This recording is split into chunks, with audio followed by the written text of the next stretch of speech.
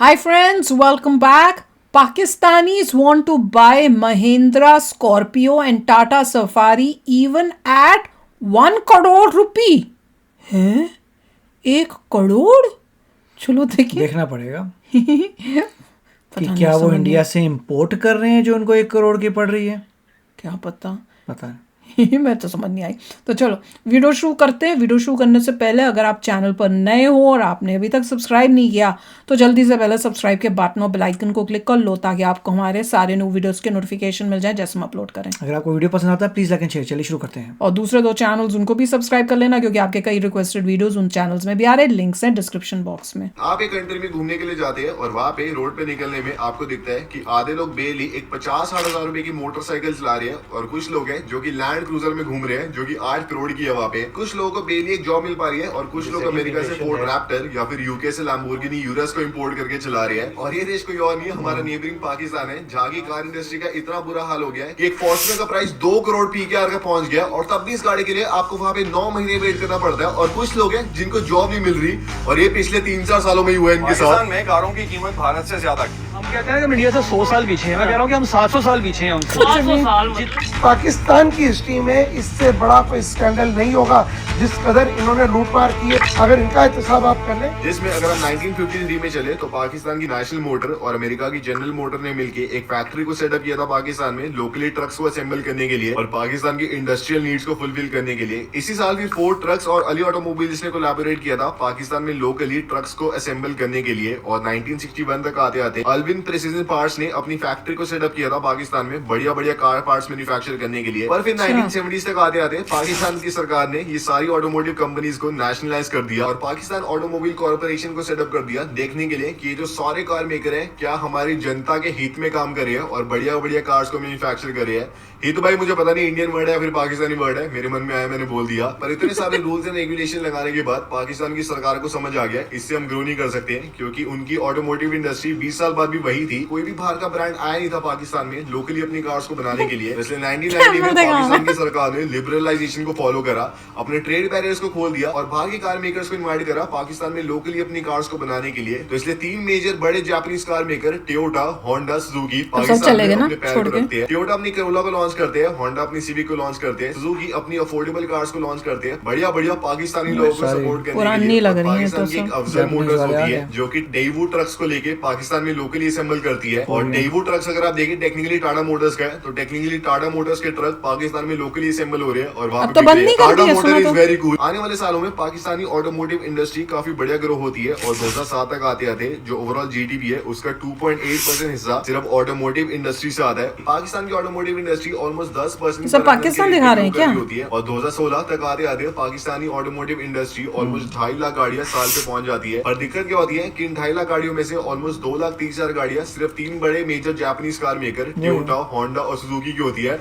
बाकी कोई और कार मेकर को कोई पूछता नहीं है. और ये भी सारे जापानीज कार मेकर अपनी एक जनरेशन पुरानी गाड़ियों को पाकिस्तान में बेच रहे होते हैं, वो भी सीकेडी की फॉर्म में. मतलब पाकिस्तान में लोकली बना नहीं रहे, बस इंपोर्ट करके असेंबल करके पाकिस्तान में सप्लाई कर रहे हैं और ऑलमोस्ट डबल प्राइस में बेच रहे होते हैं एज कम्पेयर टू बाहर की मार्केट. तो इसलिए थोड़े कॉम्पिटिशन को इम्प्रूव करने के लिए और थोड़ी और डाइवर्सिटी को लाने के लिए पाकिस्तान की सरकार ने पाकिस्तानी ऑटो पॉलिसी को लॉन्च करा जिसमें गाड़ियों के ऊपर इंपोर्ट ड्यूटी को ऑलमोस्ट आधा कर दिया. साथ ही में कोई भी कार मेकर अगर पाकिस्तान में अपनी फैक्ट्री को सेटअप करता है तो कोई भी जो वो मशीनरी लाएंगे उस पे 0% इंपोर्ट ड्यूटी कर दी. कोई भी कार मेकर अगर पाकिस्तान में लोकली अपनी कार्स को बनाता है और बेचता है और उसके बाद प्रॉफिट कमाता है उसे भाई कोई दिक्कत नहीं है, बिल्कुल वो बढ़िया ऐसे प्रॉफिट कमा सकता है बिना कोई टैक्स पे करे. साथ ही में इंपोर्टेड कार्स पे ऑलमोस्ट 10% से एक्साइज ड्यूटी कम कर दी ताकि थोड़ा और इंसेंटिव मिले लोगों को थोड़ी और नई नई कार्स लेने का. तो फिर क्यों सब छोड़ के चले गए भैया?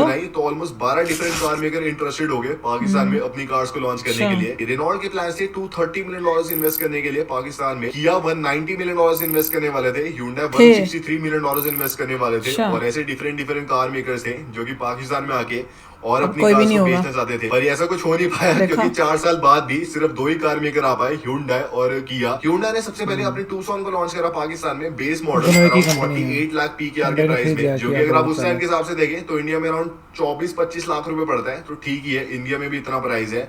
और वही Kia ने अपनी स्पोर्टाज को लॉन्च करा अराउंड 70 लाख पीकेआर के प्राइस में, जो कि अगर हम इंडिया में देखें तो अराउंड 30-35 लाख रुपए पहुंचता है. थोड़ा महंगा ही है, चलो कोई बात नहीं. और हाँ, आप नोटिस कर रहे होगे मेरे चश्मे में बिल्कुल भी ऐसे रिफ्लेक्शन नहीं आ रही जैसे पहले आती थी सब ब्लू, क्योंकि मैंने अपग्रेड कर लिया है लेंसकार्ट की हसलर सीरीज में, जो कि सिर्फ मैं नहीं, लेंसकार्ट के सीईओ मिस्टर पीयूष बंसल ने भी पहना हुआ है शार्क टैंक इंडिया में, तो 2 बड़े लोगों ने पहन लिया है और सही में भाई काफी ऐसे कंफर्टेबल है और स्टडी सा है। ये वाली सीरीज आपको 11 डिफरेंट कलर ऑप्शन में मिलती है, साथ में powered plus non powered lenses के साथ मिलती है। मैंने पावर्ड लेंसेज लिए है जिनमें आपको सुपर अल्ट्रा ब्लू रे प्रोटेक्शन मिलती है, जिससे क्योंकि मैं स्क्रीन के आगे पूरा दिन बैठा रहता हूँ, तो इसलिए मेरी आंखें खराब नहीं होने वाली और एकदम प्रोटेक्ट कर लेंगे मेरी आंखों को स्क्रीन की डेंजरस ब्लू लाइट से। और साथ ही में जो मेरा पिछला चश्मा है अराउंड 3000 रुपए का था, ये वाला चश्मा 999 रुपीज का और उससे ज्यादा कंफर्टेबल और क्लियर है। 999 का हसलर सीरीज लिंक डिस्क्रिप्शन में होगा, या फिर आप अपने पास के लेंसकार्ट स्टोर में जाके ले सकते हैं, फ्री आई चेकअप भी करा सकते हैं। तो जाओ जाके एक हसलर सीरीज का चश्मा लो और खुद भी एक हसलर बन जाओ। पर इससे भी कुछ हुआ नहीं, क्योंकि ओवरऑल जो 3 बड़े जापानीज कार मेकर है उनका पाकिस्तानी ऑटोमोटिव इंडस्ट्री में 90% से भी ज्यादा हिस्सा हो गया। लोग और ज्यादा उनकी कार्स ले रहे थे, पर डिफरेंस इसके बाद आना शुरू होता है, जिसमें 2016 में चाइना और पाकिस्तान में इमरान खान गया कहाँ? चाइना आता ना कॉरिडोर को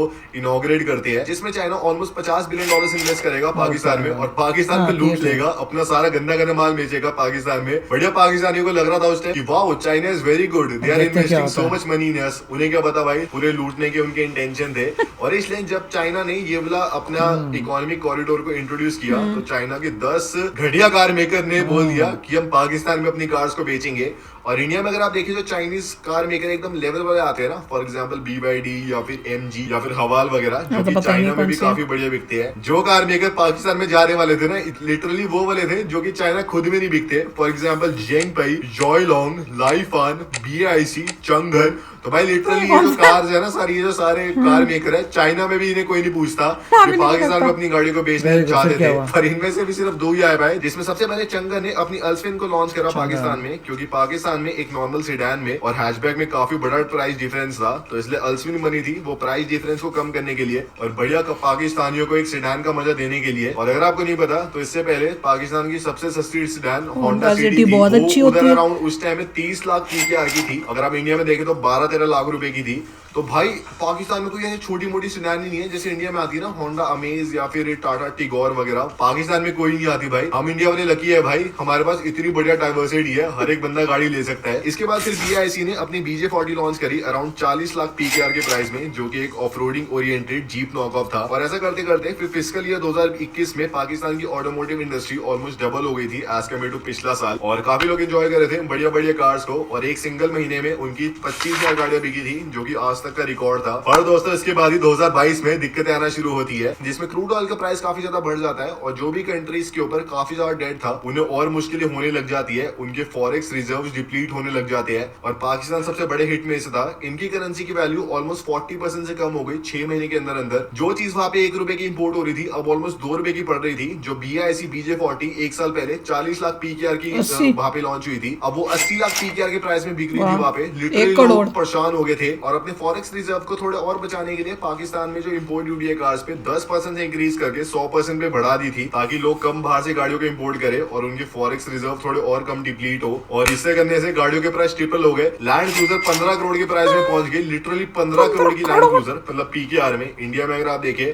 तो उसका 1/3 कर लो, अराउंड 5 करोड़ की बढ़ रही है, बहुत ज्यादा महंगी है। पर फिर भी अगर आप देखिए पाकिस्तानी ऑटोमोटिव इंडस्ट्री की मेन चीज ये नहीं है कि उनकी गाड़ियां बहुत ज्यादा महंगी है, जिसका आपको बढ़िया प्रूफ देता हूँ। जिसमें अगर आप देखें तो एक फॉर्च्यूनर के टॉप एंड मॉडल का प्राइस पाकिस्तान में 2 करोड़ PKR का है, ये GR स्पोर्ट वाला वर्जन है। इंडिया में अगर आप 2 करोड़ डाले कितना होता है, तो ऑलमोस्ट 60 लाख रुपए होता है इंडियन करेंसी के हिसाब से। तो अगर आप देखें वही प्राइस है जो कि इंडिया में है। इंडिया में भी GR स्पोर्ट वाला वर्जन है, अराउंड 60 लाख रुपए का आता है। वही एक 2022 की टोयोटा हाइलैक्स का प्राइस अराउंड 97 लाख PKR का है, तो ऑलमोस्ट 28 लाख रुपए पड़ता है। तो अगर आप देखें यूज कार का प्राइस भी उतना ही है जितना इंडिया में है। पर दिक्कत पाकिस्तानियों को 3 मेन कारणों की वजह से होती है और वो बहुत ही बड़ी दिक्कतें हैं। जिसमें सबसे पहले अगर आप देखें इंडिया में अगर आपको कोई गाड़ी बुक करानी है, मान लो आपको एक स्कॉर्पियो एन बुक करानी है, तो जनरली जो बुकिंग अमाउंट है ऑलमोस्ट 1% होता है गाड़ी की वैल्यू का। अगर 25 लाख की गाड़ी है तो 25,000 रुपए बुकिंग अमाउंट होगा, कभी कभार 50,000 भी हो जाता है, लाख रुपए भी हो जाता है, इसके ऊपर नहीं जाता कभी भी, भले कितनी मर्जी महंगी गाड़ी हो। ऐसा तो कभी नहीं होता ना कि आप जैसे मान लो 25 लाख की गाड़ी है तो आप उस पर 20 लाख रुपए बुकिंग अमाउंट दे रहे रहे हो और फिर कुछ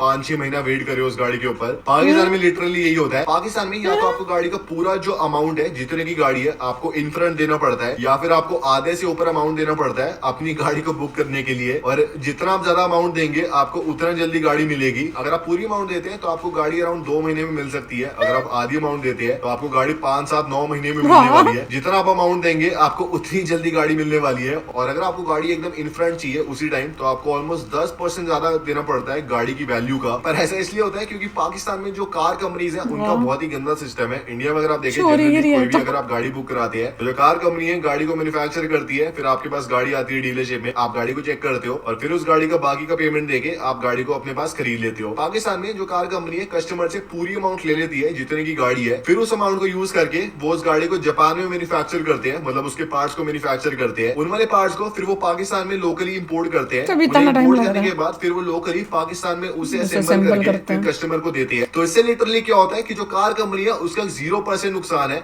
उन्हें पैसा इन फ्रंट मिल गया पूरी गाड़ी का, कोई रिस्क ही नहीं लेना चाहता ना, पैसे दो कमा सकते हैं, कुछ भी कर सकते हैं। वो गाड़ी को 5-6 महीने बाद आराम से मैन्युफैक्चर करते हैं जापान में, पाकिस्तान में लोकली बनाते हैं और फिर कस्टमर को देते हैं। जिससे भाई कार कंपनी को इतना ज्यादा बड़ा मुनाफा हो गया, ना उनका कोई रिस्क है कि कस्टमर कैंसिल कर देगा गाड़ी, कैंसिल कर दो भाई हम अपनी गाड़ी रख लेंगे। वो अपनी गाड़ी को जापान में बनाता है, ना वो फैक्ट्री का रिस्क ले रहा है और फंस रहे हैं भाई पाकिस्तान के लोग। पर इससे बड़ी चीज क्या है कि अगर आप देखिए कोई भी अगर आप गाड़ी लेते हैं जनरली फाइनेंस पे लोगे, इंडिया में जो फाइनेंस का रेट है अराउंड 8% का अगर आप देखें, जो कि काफी रीजनेबल रेट है। पाकिस्तान में अगर आपको नई गाड़ी फाइनेंस करनी है आपको देना पड़ेगा 17% का या फिर 18% का इंटरेस्ट रेट आपकी गाड़ी पे, जो कि बहुत ही ज्यादा है, बहुत ही ज्यादा है। और इसमें मेरी सब चीज क्या है कि क्योंकि आपको जो गाड़ी का अमाउंट है इन फ्रंट देना पड़ता है, तो आप 8-9 महीने किस्तें भरोगे 18% के रेट में, वो आप किसी गाड़ी के लिए तो भर ही नहीं रहे, क्योंकि गाड़ी तो आपके पास अभी आई नहीं है, गाड़ी तो अभी आनी है ना बाद में। अभी तो आप सिर्फ हवा में बातें कर रहे हो, बुक कराई आपने, तो 8-9 महीने जो आप किस्तें भरोगे ऐसे भाई हवा में भरोगे, उसका कोई यूज नहीं है। गाड़ी आएगी और किस्तें भरते रहो। भाई कितनी घटिया चीज है ये, और इससे गाड़ी और ज्यादा महंगी पड़ती है पाकिस्तान के लोगों को और ज्यादा मुश्किल होती है उन्हें गाड़ी खरीदने में। और अगर आप देखें क्योंकि गाड़ियों का प्राइस इतना डिफरेंस नहीं है पाकिस्तान में और इंडिया में अगर आप कंपेयर करें, पर क्योंकि वहां पे आपको इन फ्रंट इतने पैसे देने पड़ते हैं और इतना वेट करना पड़ता है, तो इसलिए जो अमीर लोग हैं वो तो जल्दी जल्दी अपनी कार्स को ले लेते हैं, जो उनसे नई गाड़ी लेनी है वो इंपोर्ट कर लेते हैं बिना दिक्कत के। पर वही जो एक मिडिल क्लास इंसान है वहां का,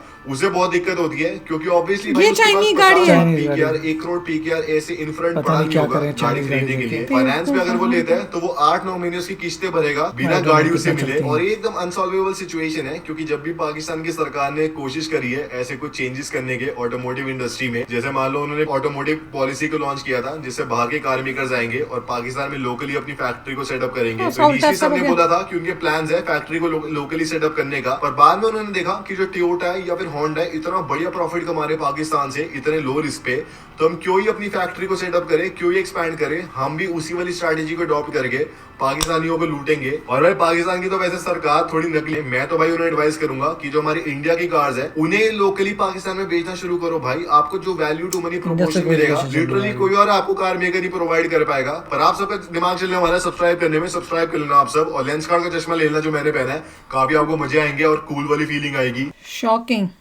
रेट देखो, 1-1 करोड़ की गाड़ी, मगर जापानीज कार भागे भागे आ गई। टोयोटा जापानीज तो सारी चली गई ना, होंडा टोयोटा अभी जा रही, मगर टोयोटा होंडा सबसे पहले वही आई थी, हुंडई आई थी, किया उन्होंने किया हुंडई एक ही है, हुंडई ने किया को खरीद लिया है, बहुत पहले खरीदा था, तो दोनों एक ही कंपनीज हैं, वो पहले आ गई। मगर यहाँ तक तो ठीक था, उसके बाद जो चाइना की कार जो चाइना में पॉपुलर नहीं है वो कारें पाकिस्तान में आ रही हैं और उनको पता नहीं 3rd क्लास कारें बेच रहे हैं और काम चल रहा है और उसी रेट में जिसमें आप लोगों को होंडा अच्छी गाड़ियां मिल जाएंगी। टोटली क्रेजी, क्या बेवकूफ बनाया है, बुरा हाल है लोगों का। पूरे मतलब दोनों हाथ से पाकिस्तान को लूट रहा है चाइना। चलिए उनको ये तो नजर आता है कि उनके पास खुद की अपनी कोई कंपनी नहीं है जो मैन्युफैक्चर करे, जैसे इंडिया में they don't have their own, बाहर से लोग आते हैं उनको गाड़ियां देके बेच के चले जाते हैं। सबसे ज्यादा बेवकूफ तो चाइना बना रहा है, पार्ट्स मंगवाते हैं, असेंबल करते हैं, सब कुछ करते हैं, कुछ मैन्युफैक्चर नहीं, कुछ नहीं, ठीक है जो भी है उनकी प्रॉब्लम है। मगर